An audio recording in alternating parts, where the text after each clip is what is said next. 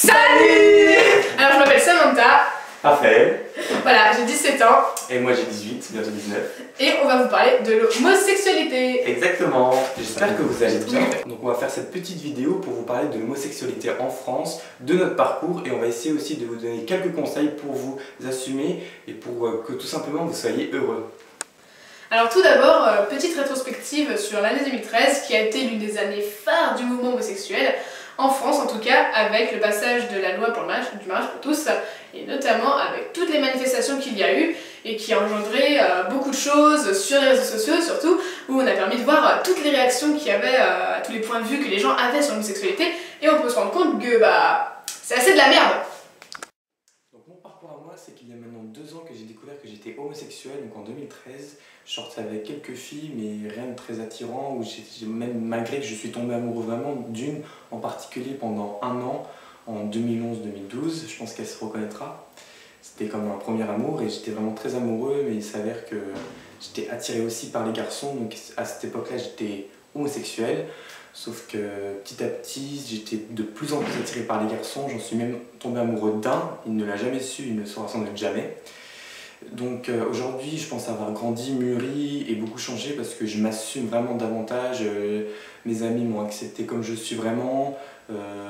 À l'école, au lycée, ils ont accepté, ils ne sont pas moqués.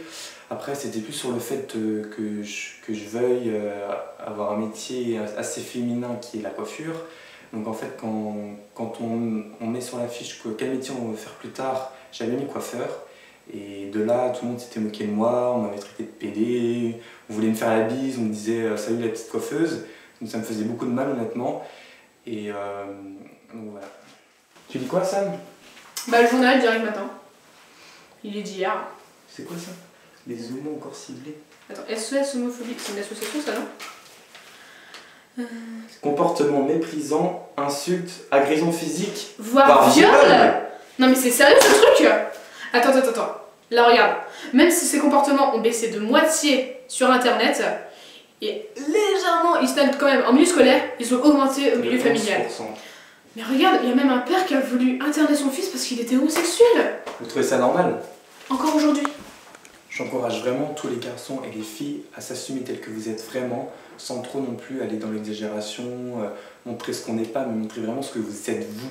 C'est-à-dire soit homosexuel, soit bisexuel, ou soit transsexuel. On est tous humains. Si vous voulez porter du rose, mais portez-le. Si vous voulez parler d'un sujet, vous exprimer, mais exprimez-vous. On est en France, on est en liberté d'expression. N'oubliez jamais qui vous êtes, d'où vous venez et qu'est-ce que vous voulez revendiquer.